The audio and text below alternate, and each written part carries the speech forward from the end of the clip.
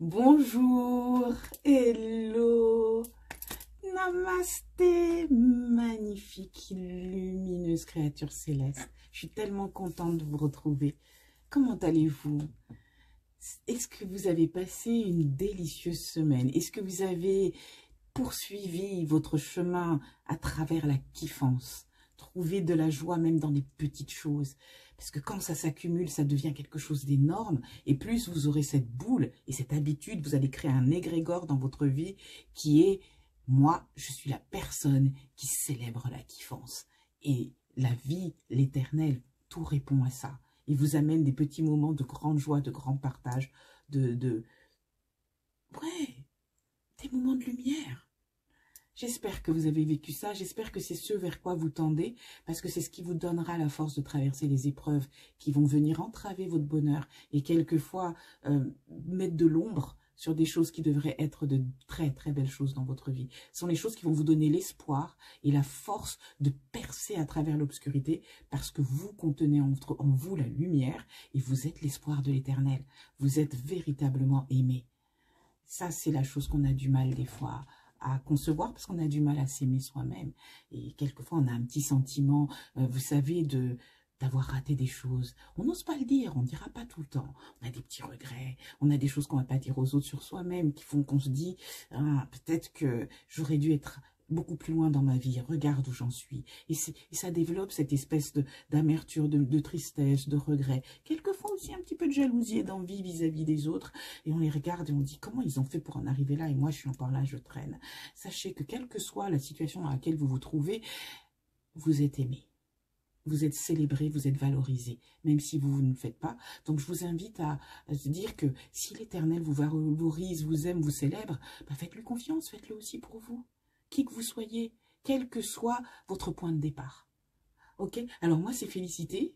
Je vous dis bienvenue à la Minute Pia Pia.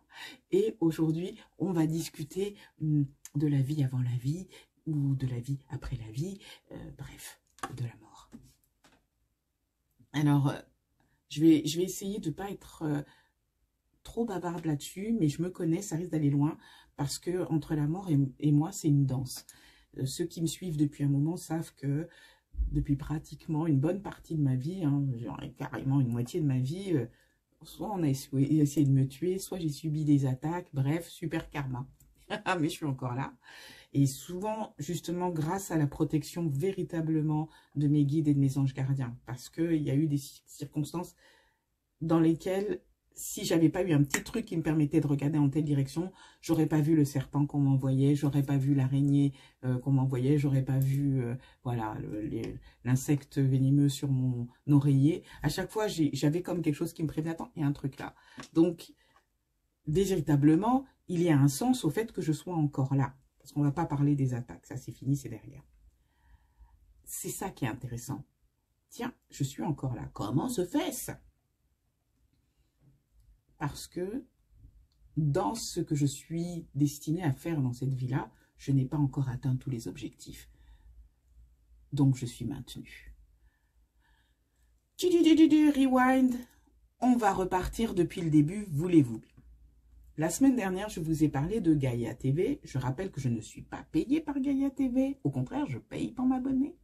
Mais j'en parle parce que c'est vraiment un truc intéressant. Si vous avez Netflix et que vous vous intéressez à tout ce qui est paranormal, spirituel, comme je l'ai dit, physique quantique, etc. C'est le Netflix de la spiritualité et de tout ce qui sort du commun, des soins alternatifs, etc. Donc, ça vaut la peine d'aller faire un petit tour et de regarder s'il y a des choses que vous pouvez apprendre ou découvrir. Hein. C'est merveilleux. Et justement, un des nouveaux bébés de Gaïa TV, c'était Nos Solar, c'est-à-dire traduction en français, Notre Demeure.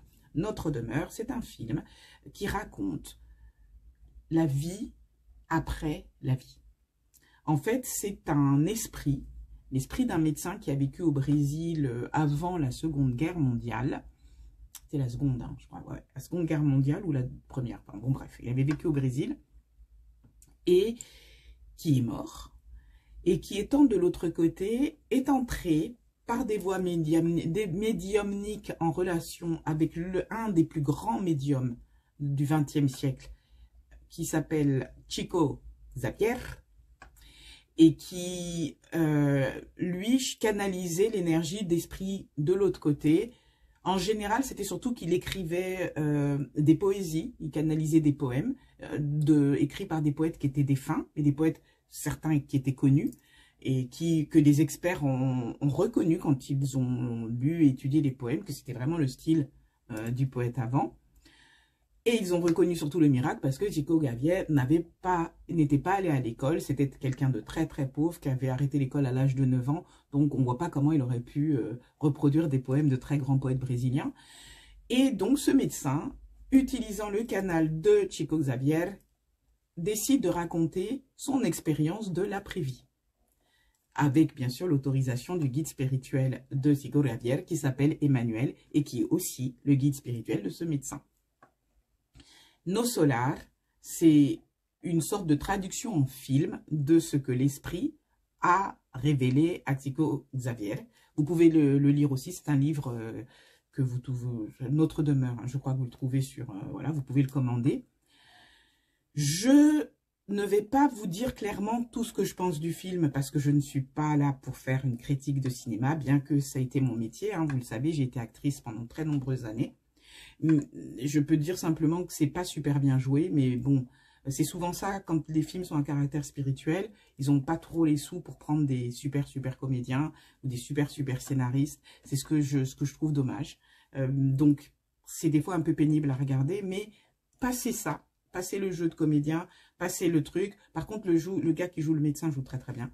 Et laissez-vous porter par l'ambiance générale, ce que ça vous dit. Ce que ça vous dit clairement, c'est que oui, quand vous mourrez, vous retournez dans votre demeure. Et que dans cette demeure, vous vivez. C'est-à-dire que vous n'êtes pas sur un nuage en train de compter les plumes de vos ailes d'ange, mais vous bossez. C'est-à-dire que si lui, c'était un médecin, donc il retourne là-bas, il faut d'abord qu'il se défasse de tous ses a priori de la vie d'avant, de toutes ces notions de colère, de trucs qu'il avait pour redevenir un être finalement digne d'être dans nos solars, dans la demeure.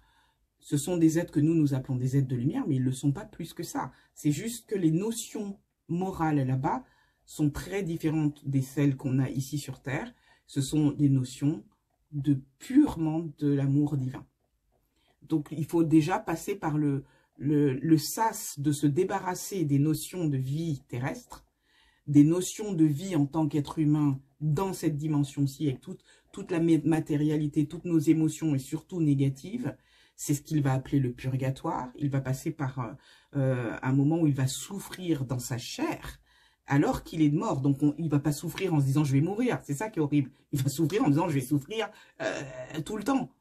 De faim, de froid, de peur, ils s'attaquent entre eux, etc. L'avidité est encore là. Les valeurs de cette terre sont encore là. Et le moment où enfin il décide de s'ouvrir à l'amour divin, il demande pardon, il demande de l'aide, et il dit j'ai besoin de ma larme, maintenant ça y est, c'est bon, je me soumets, c'est fini. Pouf, on l'amène dans nos solars, dans la demeure, parce que là, maintenant, il est en capacité d'être soigné. C'est-à-dire qu'on va lui permettre de récupérer sa lumière intérieure, de se reconstruire. Et petit à petit, je ne vous raconte pas tout le truc, il va pouvoir à son tour soigner les gens, c'est-à-dire redevenir un médecin, mais un médecin avec les forces spirituelles. Nous ne sommes plus dans les valeurs de cette terre. Et c'est pour ça que lui décide, quand il se sent mieux, quand il a compris maintenant comment se passe la vie dans la demeure, de partager ça avec ceux qui sont incarnés, pour qu'ils puissent comprendre ce qui se passe avant la vie et après. Pour moi, l'intérêt de ce film, c'est qu'il m'a rappelé beaucoup de choses. C'est de ça dont je voulais parler. Ce n'était pas la première fois que j'entendais qu'on me disait qu'après cette vie sur cette terre, on retournait dans une situation où on travaillait, ou si à l'époque j'ai entendu ça la première fois, j'avais 12-13 ans, et éventuellement je retournerais à l'école, quoi. Je continuerai, et ça ne m'a pas plu du tout. Je me suis dit, c'est pas possible que si je meurs, ça y est, je retourne au lycée. Je me disais, ah bah non, hein, déjà c'est fatigant le lycée ici, alors si on meurt et qu'on continue en plus, à quoi bon, quoi. Et j'ai rejeté ce truc. pas voulu entendre ça. Ça, c'était la première fois. J'essaie de mettre de l'ordre dans les moments où ça m'est apparu. Et ça, c'était lors d'un rêve. Toujours la même chose. C'est toujours à travers les rêves que les choses arrivent comme ça. La deuxième fois, c'était un livre qui m'a été offert, qui racontait l'histoire, là j'étais au lycée, qui racontait l'histoire d'une fille qui était morte, je crois qu'elle devait avoir peut-être justement dans 12 ans, 13 ans, qui est morte, et son père communique avec elle par le biais de l'écriture automatique, un père inconsolable de la perte de sa petite fille chérie, et elle raconte qu'elle va à l'école et que ben voilà, ça continue, quoi, qu'elle travaille, qu'elle rencontre des gens, qu'elle vit dans une maison, ben, bref, dans une ville, enfin qu'il y a toute une comme ici, sauf que l'énergie n'est que bienveillance, que tout est dans le sens de la bonté, du partage, de l'amour. Et là, encore une fois, j'ai même pas fini le livre, ça m'a énervé, je dis c'est pas possible, quand on meurt, non, on va pas bosser et tout ça, c'est pas vrai, on se dissout dans la lumière, on est bien, il n'y a plus ces trucs-là, et j'ai mis le livre de côté. Je ne me souviens même pas du titre, c'est pour vous dire. Ensuite, je fais un rêve. À cette époque-là, je venais de divorcer, j'avais déménagé, j'étais avec mes enfants, et c'était un an après le divorce, j'avais un compagnon qui a été d'ailleurs merveilleux pour mes enfants, qui est vraiment un envoyé du ciel, parce qu'il a été avec moi le temps qu'il fallait pour que mes enfants récupèrent et que la transition du divorce se passe très très bien. Il a été formidable pour mes gamins, je suis très reconnaissante. Et formidable pour moi aussi. Hein. Mais nous avions une tradition le matin quand on se réveillait, c'est qu'on partageait un peu nos rêves, comment ça s'est passé la nuit et tout. Et cette veille-là, j'avais fait un rêve dans lequel j'étais dans une ville, je travaillais en fait, et c'était un moment où on m'accompagnait. Il était clair que j'allais partir, mais que j'allais partir longtemps et loin. Et je n'avais pas de valise. J'étais avec un monsieur qui était certainement soit mon compagnon, soit mon meilleur ami, je ne sais pas, toujours quelqu'un avec qui il y avait un lien très très fort. Dans un train qui ne touchait pas le sol, mais qui n'avait pas de rail, mais qui n'était pas non plus en l'air. On entrait vraiment dans une station qui faisait pas de bruit, et je me souviens que les gens, quand on était assis, il y avait une politesse, il y avait un respect, c'était agréable, quoi. C'est pas comme dans le métro, on est serré, tout le monde fait la tête. C'était vraiment quelque chose de très naturel, organique comme ça. Et je vais descendre du train, et il est clair que sur ce quai ne descendent que les gens qui vont partir pour ce long voyage, pas la personne qui est avec moi et qui m'accompagne, et qui me dit: si t'arrive quoi que ce soit, si tu as besoin de quoi que ce soit, appelle-moi. La porte se ferme, je n'ai pas entendu son nom. Et je me réveille. Donc, à table, avec mes fils, je partage le truc et je dis: c'est dommage, je ne me suis pas souvenu de son nom. Et là, mon fils cadet, qui avait 3 ans, me dit: mais maman, t'inquiète pas, il est venu me voir et voici son prénom. Donc, je ne peux pas vous le dire, parce que mais il me donne le prénom de la personne en question. Et là, je découvre que ce qui s'est passé, ce n'était pas forcément un rêve. Pour que la personne soit ensuite allée voir mon fils, c'était vraiment une communication avec l'autre côté et qu'il était fondamental que je retienne ça. Et vous savez ce qui s'est passé?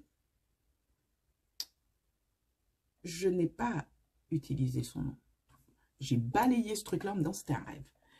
Et j'ai dit à mon fils: tiens, c'est amusant, on a eu un rêve en commun. Nos esprits ont communiqué. Vous voyez comment on peut être têtu.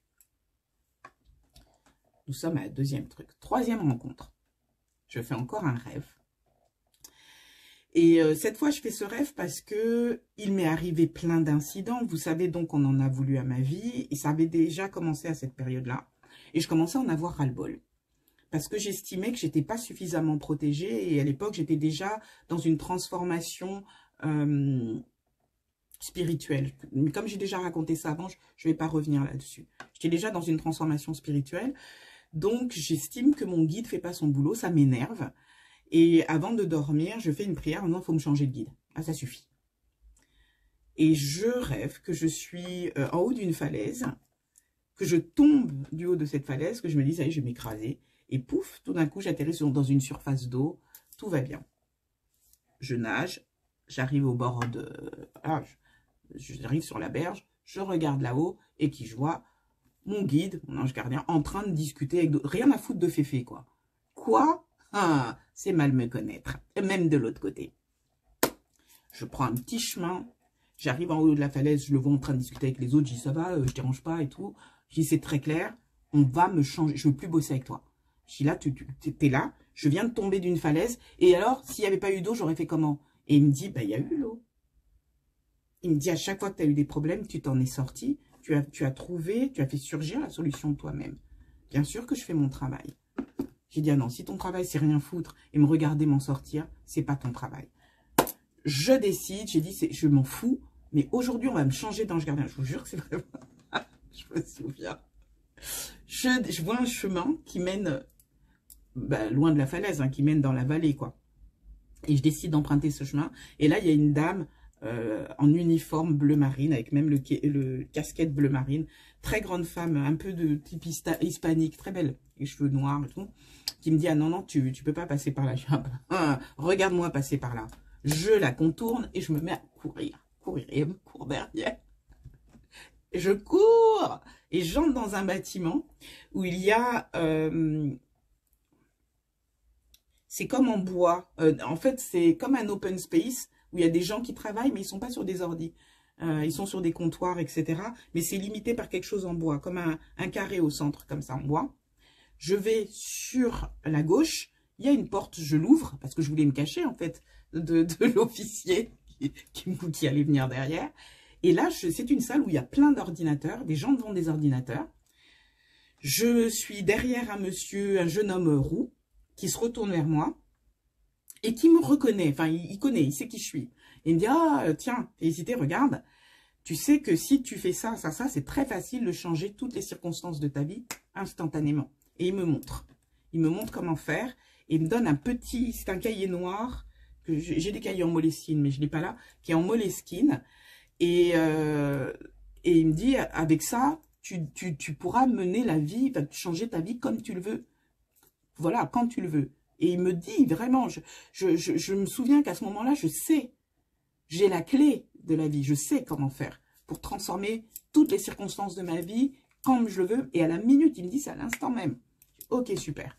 Je sors de la salle vite fait, il n'y a pas l'officière, je reviens, je pense que je vais revenir vers le truc, parce que moi, ce que je veux, c'est changer de guide, quand même, trouver la personne qui peut m'aider à changer de guide. Et là, la dame, je ne sais pas si c'est un policier ou je sais pas, est devant moi et me dit, alors là, toi, tu viens avec moi.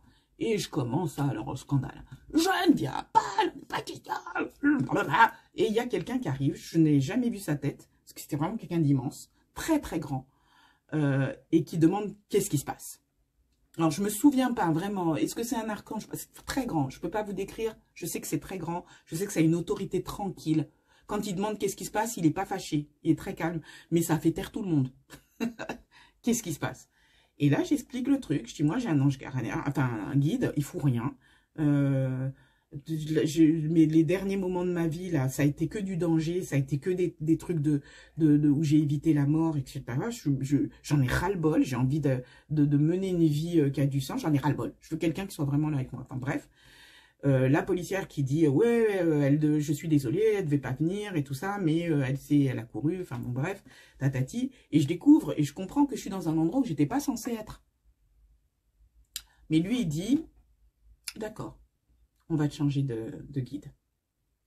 La tête de l'officière, je passe à côté. Je me réveille le lendemain matin, je sens que quelque chose a changé. À partir de ce rêve, c'est là que j'ai commencé à signer des contrats, films, séries, et ou même à travailler à l'Occitane où je me suis fait des super amis.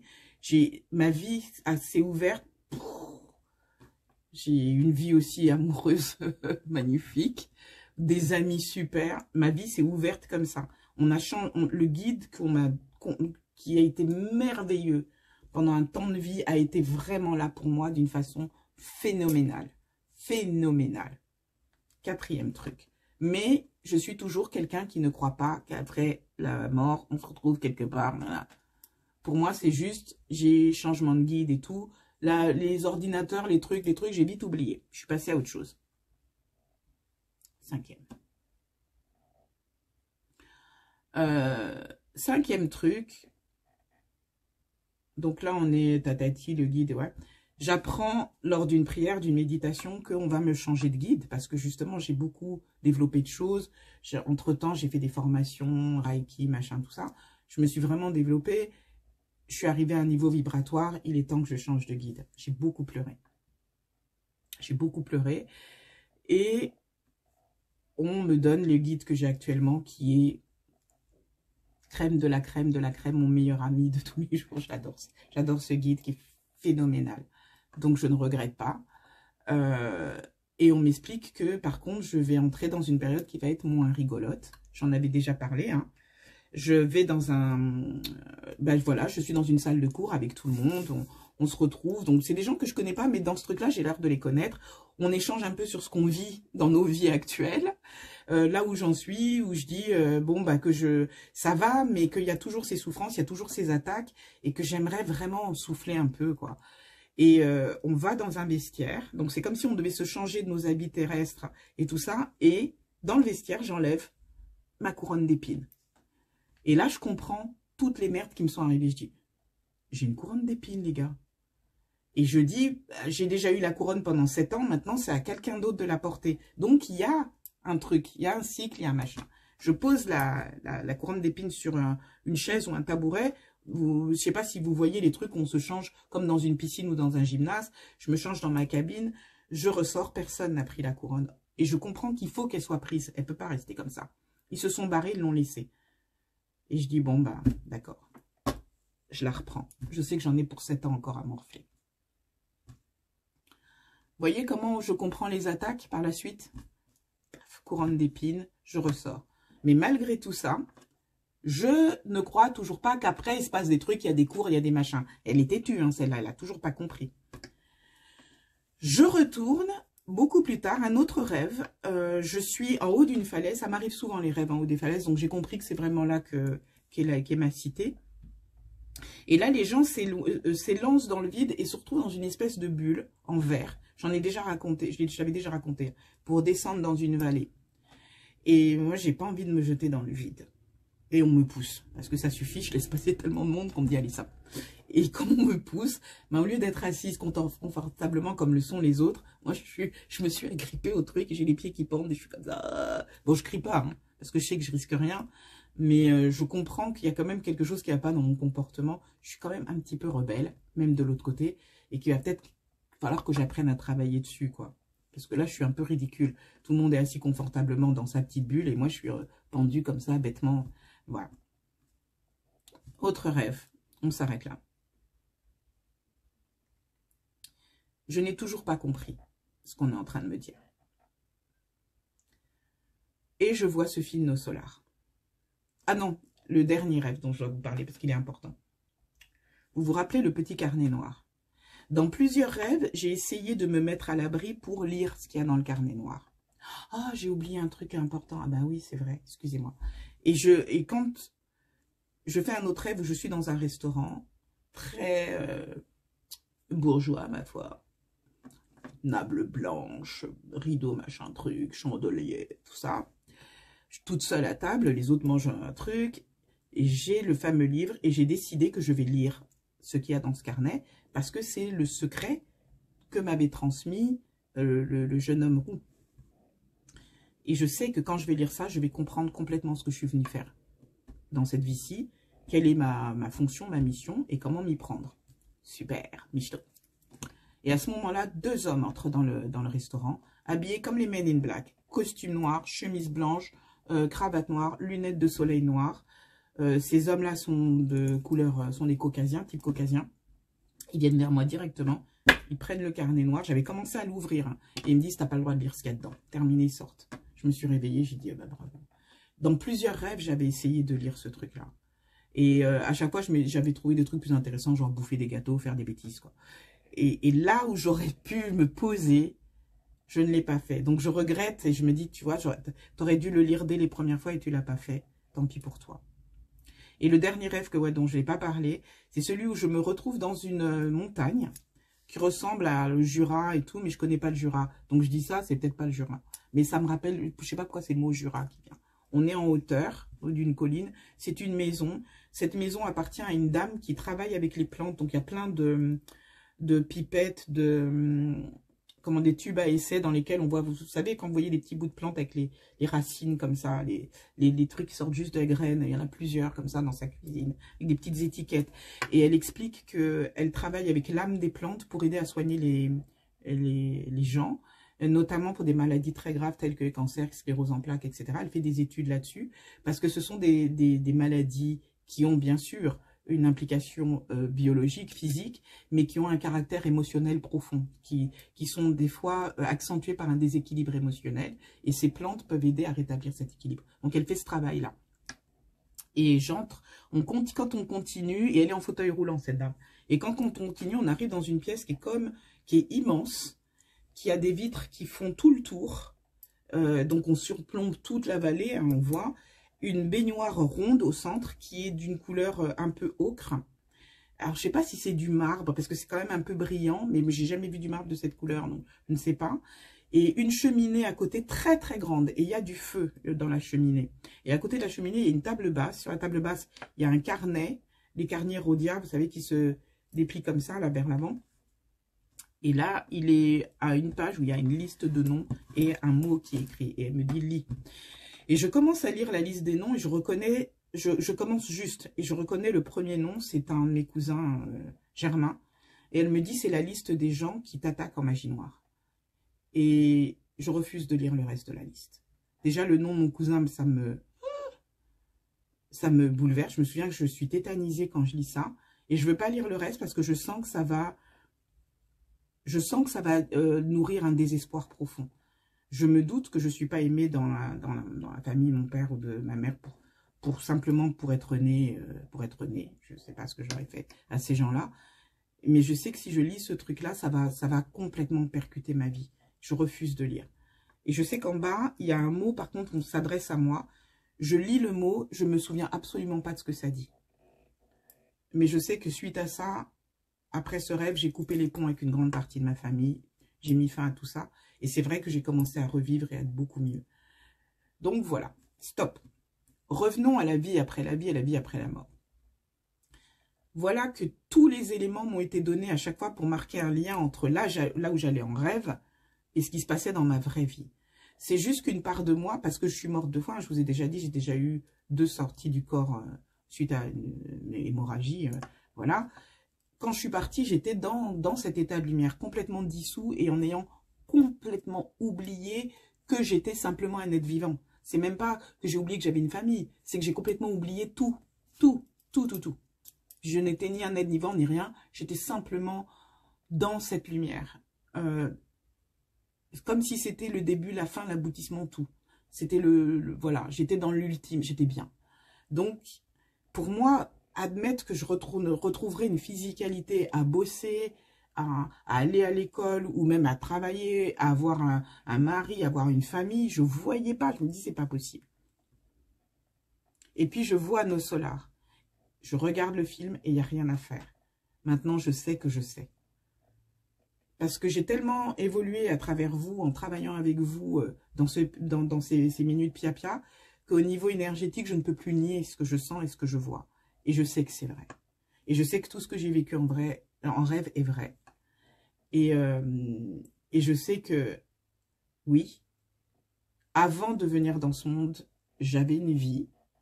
Que quand je suis descendue de ce train et que je suis allée sur le quai, j'étais justement pour aller dans, c'est ça le sas, pour retourner dans ma vie ici terrestre, dans mon corps. Que de temps en temps, j'ai la chance, le privilège et la joie de pouvoir retrouver les gens de l'autre côté, discuter avec et retrouver la force de faire des changements dans ma vie ou simplement souffler un peu, où on se raconte des anecdotes sur ce qu'on vit ici. Donc oui, il y a une vie avant la vie et vous retrouvez cette vie-là une fois que vous avez terminé votre... C'est comme si vous faisiez une sorte de pèlerinage ici pour apprendre à faire des choses. Les gens viennent s'incarner parce qu'ils veulent aider quelqu'un. Quelqu'un qui est avec eux dans la demeure et qui n'a peut-être pas encore transformé des choses, qui est peut-être justement sur le coup d'émotion. Vous voyez, par exemple, moi, dans la demeure, il est clair que je suis une rebelle. Il est clair que je ne fais pas les choses. Il est clair que j'arrive pas des fois à juste accepter les choses. Il faut toujours que je fasse les choses différemment des autres. Et peut-être il est nécessaire pour moi d'apprendre à obéir de temps en temps, à accepter que tout ne va pas dans le sens de ce que je veux. Et je pense que je suis venue sur cette planète pour ça et que c'est la raison pour laquelle, quand je me retrouve dans le travail de type administratif, hein, quand je suis dans le travail artiste, les réalisateurs avec lesquels j'ai bossé, metteurs en scène, ont toujours été phénoménaux, fantastiques, je vous adore. Mais dès que je me suis retrouvée dans le domaine administratif, je dis bien, en général, j'étais avec des chefs qui étaient absolument pas à la hauteur, qui étaient des gens qui avaient pas de vision, qui étaient là-dedans, c'était vide, quoi, et là-dedans aussi. Et pour moi, c'était extrêmement difficile de pouvoir, si vous voulez, être sous la coupe de quelqu'un que j'estime être complètement incapable. Et je pense que, et du coup, ça réveille mon âme de rebelle. Et je pense que j'ai compris que c'est pour ça que je suis venue là, c'est qu'à un moment donné, il faut que j'accepte que même si tu as affaire à quelqu'un comme ça, cette personne doit être digne de respect. Et tu dois apprendre à ronger ton frein, à accepter dans l'espace restreint que va te donner cette personne, parce que ce sont des personnes qui ne savent pas penser large, elles sont incapables de le faire. Et elles n'aiment pas le fait que je pense large, ça les met mal à l'aise. Mais de comprendre que dans l'espace restreint qu'elles vont me donner, je peux être capable de trouver ma liberté si je confie ma vie à l'Éternel. C'est-à-dire qu'à un moment donné, il ne s'agit plus de moi et de ma personnalité, mais de laisser faire l'Éternel. Et j'ai compris ça en ayant vu nos solars et en disant, voilà ce que je suis venu faire sur cette terre. Je partage avec vous les choses que j'apprends, c'est un des effets de ma mission. Mais dans la mission, c'était aussi de vous apprendre ça, c'est qu'à des moments, il y a des circonstances dans lesquelles nous sommes restreints. Alors cessons de vouloir les choses avec notre propre volonté et travaillons avec la volonté divine. Et des fois, ça peut demander une patience incommensurable. Comme ce médecin dans nos solars. Ça peut demander de ronger son frein et d'accepter qu'on ne sait pas tout. Et ça peut aussi demander des fois d'accepter de se remettre en question et de se dire, oui, peut-être que si j'accepte de regarder le monde avec les yeux de mon guide ou de mon truc, je vais progresser, devenir une personne meilleure d'abord pour moi-même, bien entendu, mais aussi pour les autres. Si j'accepte d'oublier tout ce que je sais ou tout ce que je crois savoir et de juste me laisser guider, je pourrais voir des transformations phénoménales dans ma vie. Je suis sur ce chemin, on n'y est pas encore. Mais c'est vrai que la décision que j'ai prise, par rapport justement à ces gens que je trouve très limités, auxquels je suis confrontée, c'est de me dire qu'effectivement, c'est très facile d'apprécier les gens qui ont des bonnes qualités, qui sont merveilleux, qui sont charismatiques, qui ont une vision, qui savent créer une cohésion d'équipe, quelque chose de merveilleux pour avancer ensemble. C'est beaucoup plus difficile d'apprécier les gens qui sont fermés, qui justement n'ont pas cette notion-là, qui sont sur la notion d'avidité, de peur, de contrôle, parce qu'ils ont la notion par contre, ils sont conscients de leurs propres limites, mais ils ne veulent pas que les autres le voient. Et d'arriver à avoir l'œil de l'Éternel pour ces gens-là, et de les bénir quand même, et surtout de les apprécier, de les aimer. Je n'en suis pas là, mais je sais que c'est ce que je suis venue faire. Vous voyez ce que je veux dire? Ici, c'est un terrain d'expérience. Donc, vous venez pour, soit vous parfaire, c'est mon cas, vous pouvez venir aussi pour aider quelqu'un, et vous décidez de vous incarner en disant, cette personne, elle a besoin que je l'aide à se développer dans sa vie, à faire ci, faire ça. Ou certains viennent parce qu'ils veulent tester des choses. Voilà, quelle est ma capacité à faire ça? Quelle est ma capacité énergétique à produire tel type de truc, etc., etc. Je vais sur Terre, c'est un terrain d'expérimentation. Et après, on revient, et c'est là que ça va être bizarre, on revient à la vraie vie. On revient à la vraie vie. Jésus disait, il y a plusieurs demeures dans la maison de mon Père. Il y a plusieurs villes ou contrées qui sont des demeures, nos solars. Et puis selon votre degré énergétique, effectivement, vous allez être dans des choses qui ressemblent un petit peu à ce qu'on connaît sur Terre. Et puis, vous entrez ensuite dans d'autres domaines qui sont beaucoup plus éthérés. Quand vous êtes dans un domaine, un développement énergétique qui est beaucoup plus j'aime pas les grades, mais c'est quand même ça, quand vous êtes encore plus avancé, on va dire, dans vos connaissances, etc., vous passez dans une autre dimension où vous êtes dans quelque chose de beaucoup plus éthéré.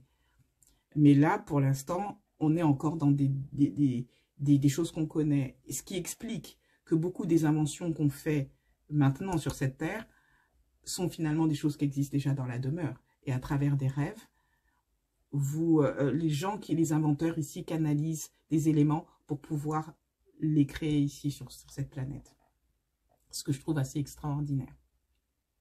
Alors, je ne sais pas ce que vous en pensez. Vraiment, je vous propose qu'on en discute. Que pensez-vous de ça?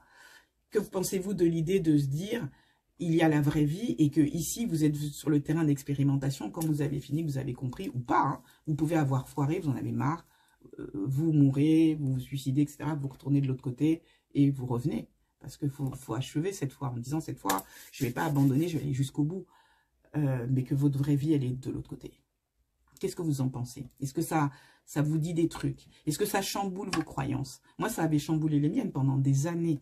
Mais là, quand j'ai finalement accepté ça, j'ai fait une méditation pour entrer en contact avec l'être qui s'incarne vraiment à travers moi, dans cette vie-ci. En lui demandant, bon, qui es-tu d'abord? Qu'est-ce que tu es venu faire? Donc, c'est comme ça que j'ai compris que c'est une personne rebelle. Elle est venue apprendre ça. Et est-ce qu'on est sur le chemin de ce que tu es venu accomplir? Et c'est très intéressant parce que quand je vous dis que ça m'a bouleversée, que ça a changé des choses, c'est que j'ai eu l'impression d'être entière. J'ai eu l'impression d'entrer dans quelque chose où il y a beaucoup de choses qui se sont calmées en moi. Où j'ai l'impression d'être devenue un peu plus sage en fait. C'est vraiment ça.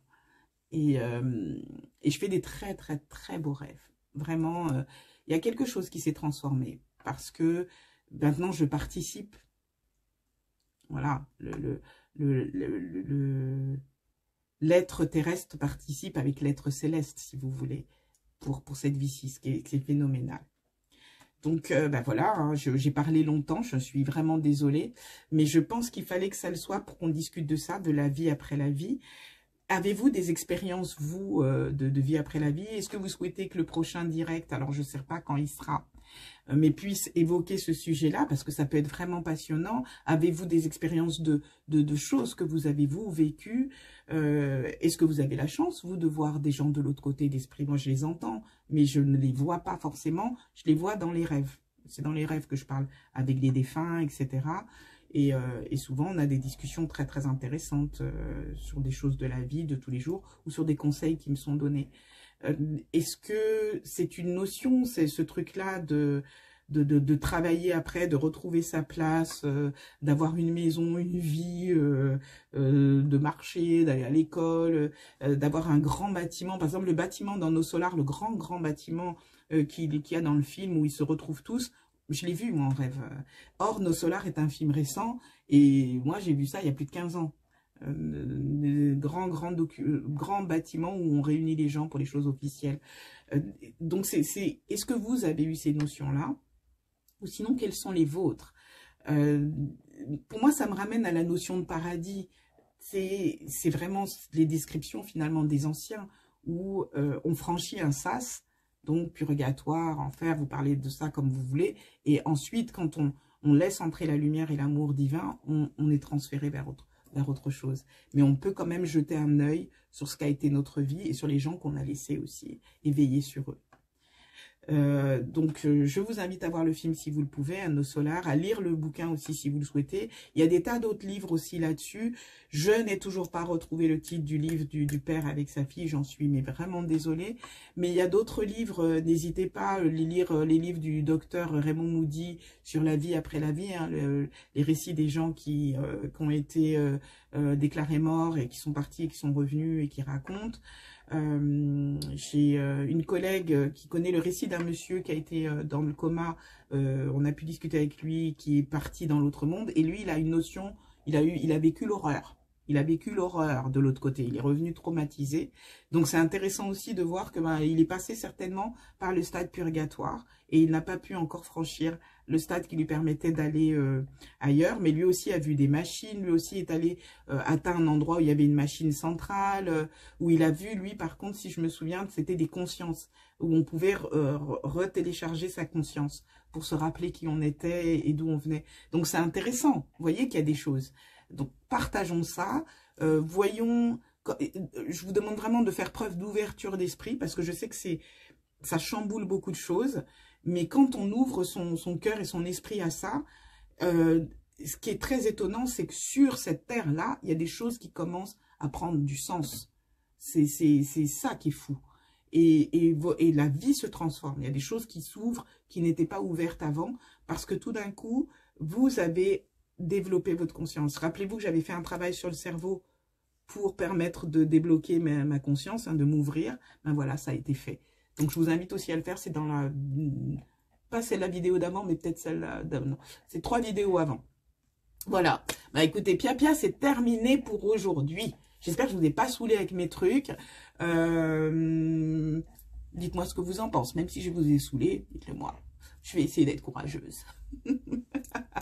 Bienvenue aux nouveaux abonnés. Merci d'avoir fait confiance au contenu de cette chaîne. Je suis vraiment très touchée que vous preniez le temps de vous abonner, de dire j'aime et tout ça. C'est généreux. Merci infiniment de votre part. Merci aux habitués qui viennent, qui disent bonjour. Merci infiniment. Je ne vais pas tous vous citer, mais merci, merci, merci, merci. Merci pour votre amour. Merci pour votre générosité. Merci pour votre côté joyeux et tout ça. J'espère que nous allons continuer à travailler, à évoluer ensemble. Je vous souhaite le meilleur du meilleur du meilleur. Je vous demande, s'il vous plaît, de vraiment pouponniez-vous, prenez soin de vous. Nettoyez-vous à l'œuf, de temps en temps, si vous sentez des trucs un peu négatifs. Faites confiance à votre cœur, il sait. Installez-vous dans la lumière, appelez votre cœur, il sait. La semaine prochaine, je vous montrerai un soin, quelque chose de particulier à faire énergétiquement qui va bouger encore des choses. Mais on prend le temps, tout doucement. On se dit à la semaine prochaine.